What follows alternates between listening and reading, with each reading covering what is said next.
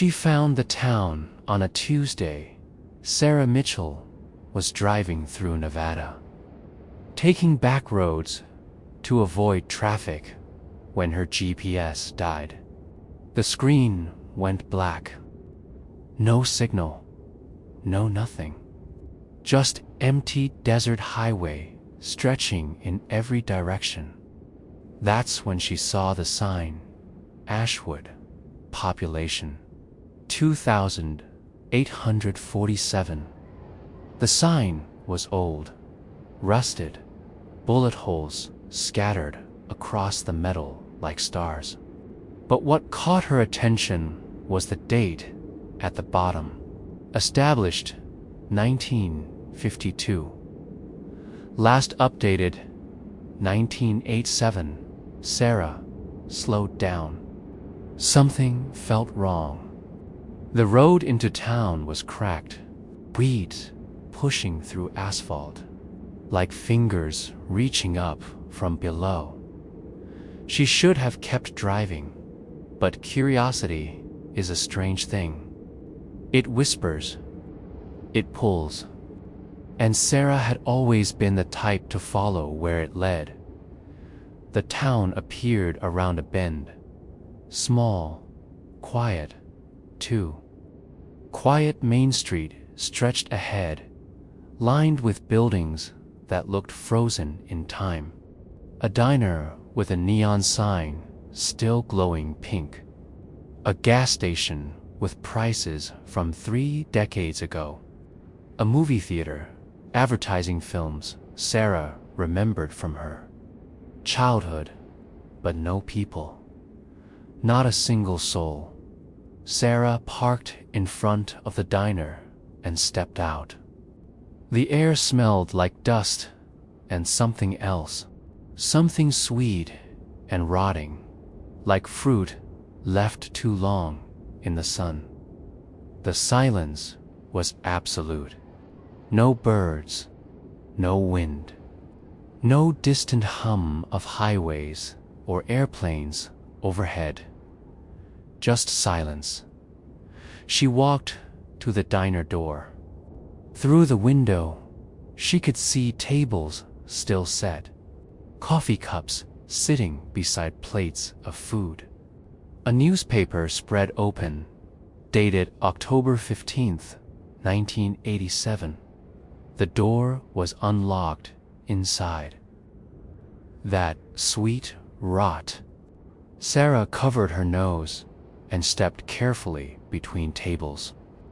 The food had long since decomposed, leaving only stains and dust, but everything else remained untouched. A purse hung on the back of a chair. Sarah opened it.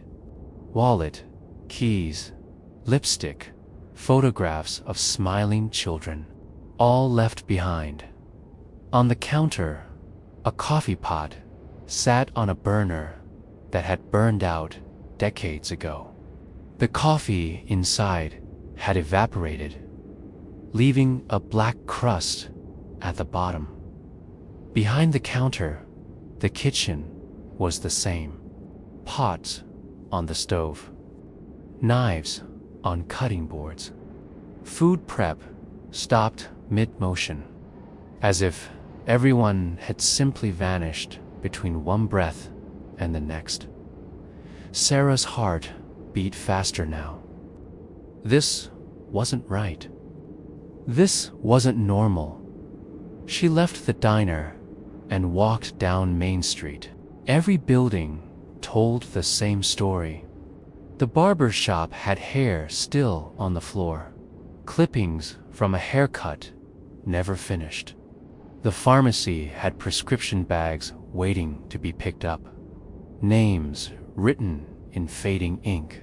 At the bank, the vault stood open, money still stacked inside. Thousands of dollars just sitting there, gathering dust. No signs of violence. No broken windows. No bodies. Just absence. Sarah found the library at the end of Main Street. The doors were heavy, wooden, carved with intricate patterns. Inside, the air was cooler. Books lined every wall, floor to ceiling. The smell of old paper and leather filled her lungs, and on a table in the center of the room, she found the journal. It was large, leather-bound, and it looked newer than everything else in town, like someone had placed it there recently. Sarah's hands trembled as she opened it. The first entry was dated October 10th, 1987. Something is wrong in Ashwood. People are hearing things. Voices in the night. Whispers that don't make sense. My neighbor, Tom, said he saw his dead mother standing in his backyard. But when he went outside, no one was there. Sarah turned the page. The handwriting grew more erratic. October 11th, 1987. More sightings. More voices. The pastor says it's mass hysteria. The mayor called the state police, but they haven't arrived yet. I don't think they're coming. I think whatever is happening here doesn't want outsiders. October 12th, 1987. My daughter saw something in her closet last night. She won't tell me what. She just keeps drawing the same picture over and over. A door, a black door in the middle of nothing. She says that's where they go. She says that's where we're all going. Sarah's mouth went dry. She flipped faster through the pages. October 13th, 1987. People are disappearing now. Not many, just one or two each day. They leave everything behind. Their cars, their homes, their families. The police can't find them. It's like they walked into thin air. October 14th, 1987. I saw it tonight. The door, it appeared in the middle of Main Street, just standing there. Tall, black, no frame, no hinges, just a door in the air. And I heard my name. Someone was calling me from the other side. It sounded like my father, but my father has been dead for 10 years. October 15th, 1987. The final entry. The handwriting barely legible. Everyone is gone. I'm the last one. I can hear them on the other side. Everyone who disappeared. They're calling. They want me to join them. The door is in front of my house now. It's waiting. I don't think I can resist much longer. If you're reading this, don't stay in Ashwood. Leave. Leave now. The door finds everyone eventually. And once it calls your name, you can't. The entry ended mid-sentence. Sarah closed the journal, her hands shaking. This was insane. This had to be some kind of hoax. Some elaborate prank or art project. But the town felt real. The silence felt real. The fear crawling up her spine felt very, very real. She needed to leave. Sarah ran back to her car. her footsteps echoing through empty streets. The sun was setting now, casting long shadows across the buildings. The shadows seemed to move when she wasn't looking directly at them. She reached her car, Umida, and grabbed the door handle. It wouldn't open. Locked, but she hadn't locked it. She never locked it. Sarah dug in her pocket for her keys. Gone. She'd left them in the ignition, and they weren't there anymore. Panic rising, she looked around. The street was empty. The buildings stared at her with dark windows like eyes. Then she heard it. Her name, Sarah. Soft, distant, coming. From somewhere behind her, she turned. Nothing. Just empty. Street. Sarah. Closer now. A voice she recognized. Her grandmother. But her grandmother had died 5 years ago. Sarah, come here. I've missed you so much. At the end of Main Street, something was forming. A shape in the air. Tall, rectangular.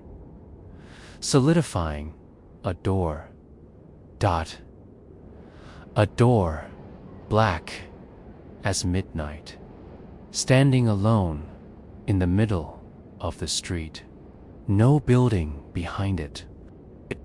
Just a door floating in space. And it was opening. Light spilled out.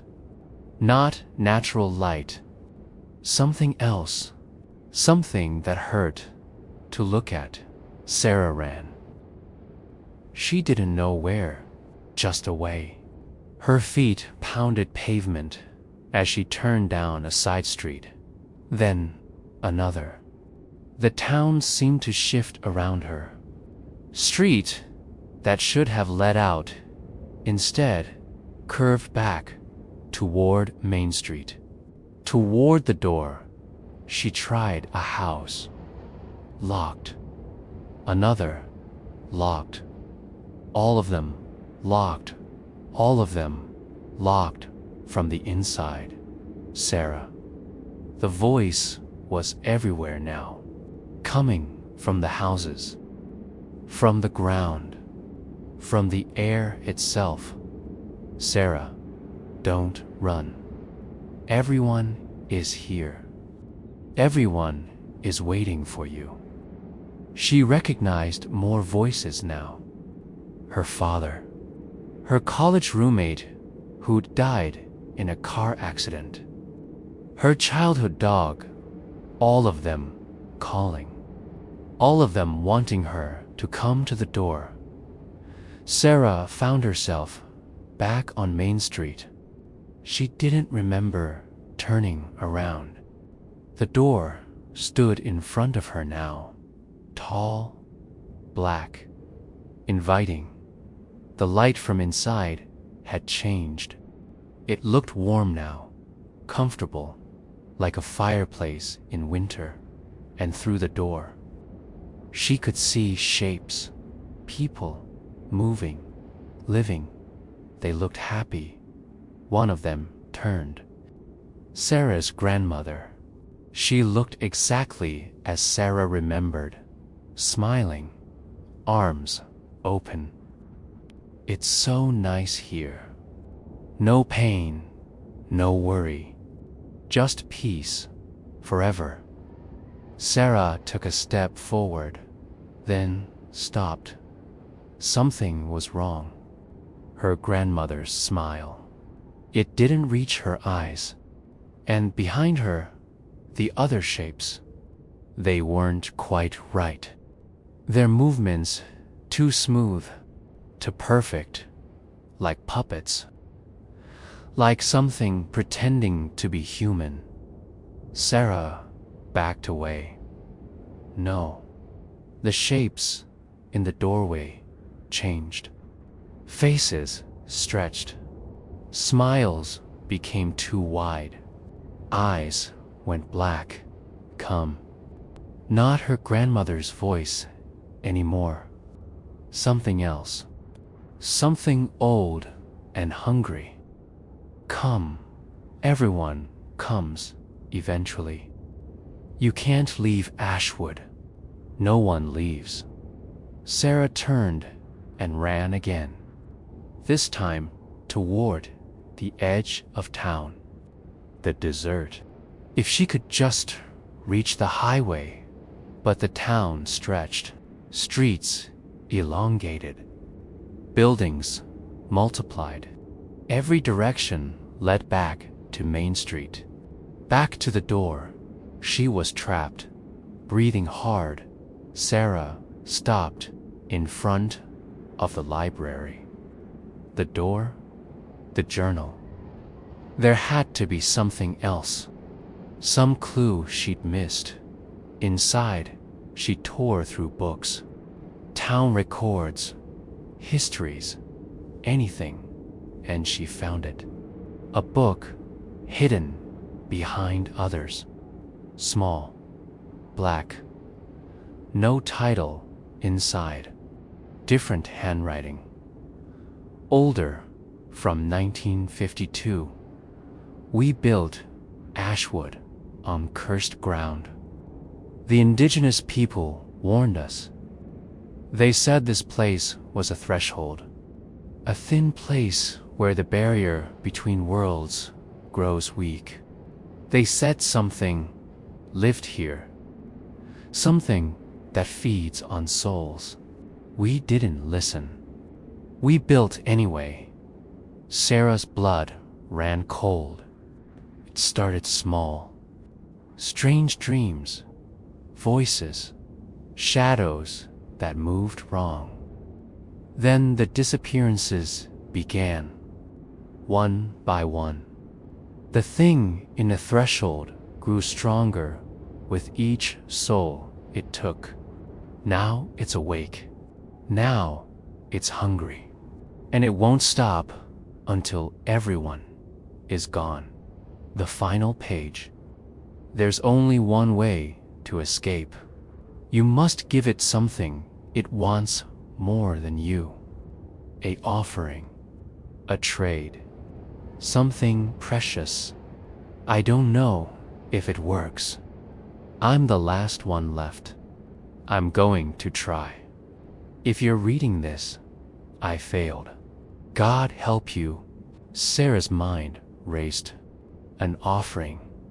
Something precious. She thought of the journal on the table. The final entry. The person who wrote it had failed too. What did she have that a door to another world would want? Her phone was dead. Her keys were gone. Her wallet. Her necklace. Sarah's hand went to her throat. The locket. Her mother's locket. The only thing she had left of her. Inside were pictures.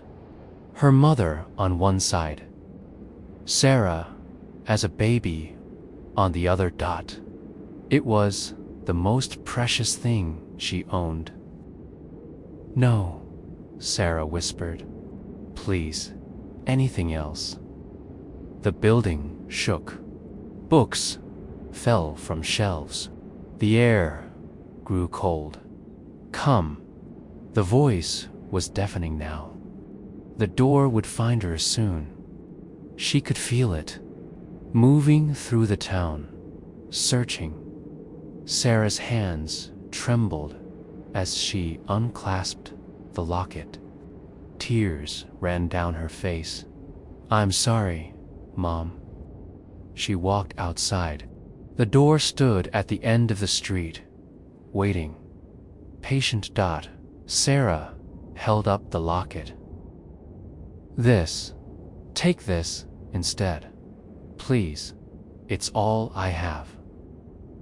For a long moment, nothing happened. Then wind, violent, howling. The door shuddered, and a voice, different from before, sad, ancient, acceptable. The locket flew from Sarah's hand. It sailed through the air toward the door. The moment it crossed the threshold, light exploded. Blinding, white dot. Sarah covered her eyes. When she looked again, the door was gone. The street was empty, and her car keys lay on the ground at her feet. Sarah didn't hesitate. She ran to her car, started the engine, and drove. Fast, not looking back. The town of Ashwood disappeared behind her, and when she checked her rearview mirror, there was nothing. Just empty desert. Her GPS flickered back to life. Signal restored. Sarah drove through the night. She didn't stop until she reached the next city. Bright lights, people, normal. She never spoke about Ashwood, never told anyone what she'd seen, what she'd lost. But sometimes, late at night, she swears she can hear it, a voice, calling her name, soft, distant, from the other side of a door that no longer exists. And she wonders if the offering was enough, or if the thing in Ashwood is still hungry, still waiting, still calling. But she's safe now. The locket bought her freedom. At least, that's what she tells herself as she lies in bed tonight. As her eyes grow heavy, as sleep reaches up to claim her, she's safe. Probably, almost certainly, unless, no. She's safe. Sleep now. The door is gone. It has to be gone. It has to be breathed slowly. Let your body relax. The story is over. Sarah escaped. You're safe in your bed. Nothing is calling your name. That's just the wind, just your imagination. Just sleep, deep, deep, peaceful sleep.